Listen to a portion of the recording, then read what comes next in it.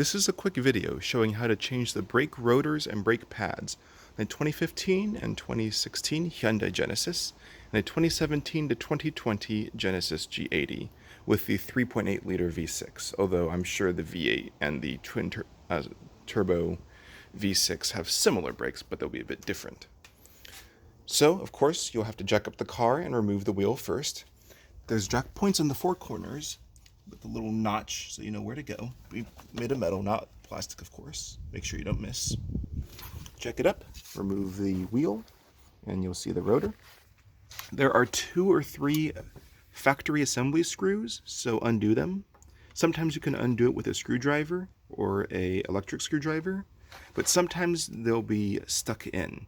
And so you can WD-40 them, or you can just drill them out. Remember, they don't serve a functional purpose. The wheel holds the rotor to the wheel hub, so just through these bolts, so you don't actually have to have these screws in. So feel free to get rid of them. You'll probably want to loosen up the rotor, so take some WD-40 or another rust penetrant and put it into the top and bottom screw holes, and in the front again there are 3 screws. So it can get behind here and get to the wheel hub behind. And you want to put a ton around here. This is because this part right here is the wheel hub and this is the rotor. So again, just give it some sprays around here.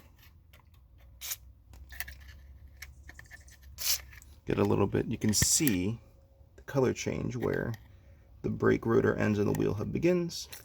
I hope some WD-40 gets in there, down there as well, and let it sit.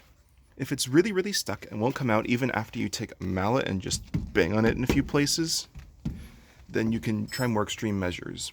On the rear, you can't do too much. There's not a good pry point. You can pay $100 for a removal tool, but that's expensive. Usually it comes out without too much effort. On the front, it's bigger and can get stuck more easily from what I've seen. And so what you can do is you can get a long piece of metal, like a tire iron. You put the tire iron on the back side of the rotor, put your foot around the bottom end, grab the top end with your left hand, or right hand, whatever, and pull forward. As you're pulling forward on the back side of the rotor, remember, avoid the little, like, protective plate you want to put on the empty side, on the open side. Just pull forward, take the mallet, and hammer into the rotor on the opposite end. So what you're doing is you're prying it like this. You're trying to pivot it. Then you can rotate the rotor and try again. If you do that a few times, put in WD-40 each time, let it sit for a few minutes. Hopefully that'll eventually get it loose. I had to spend like half an hour. The front ones were really stubbornly stuck because this car was from New York and they're really well rusted in. To remove the brake caliper and pad assembly, there's going to be 2 bolts on the back. Right up here, they're 17 millimeter.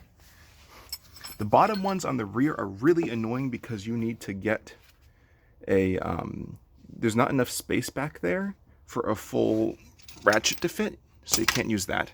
So you have to use a wrench. So just put it in there, then you can always get, just use a mallet to put some force on the end of it. Then it will pop off. On the front brakes, only the front, there will be a little, the brake hose will actually be bolted with a little bracket up here, so you just undo that as well and pull it off. Remember, never hang a brake caliper by the rubber hose, you will damage it. So just get a little plastic bucket and just set it down on top of the bucket while you're working. And you can always use, just to loosen, to push back the caliper's piston, you can just use like cheap old clamps. It'll work with a bit of hand force. That's about it. Comment if you have any questions.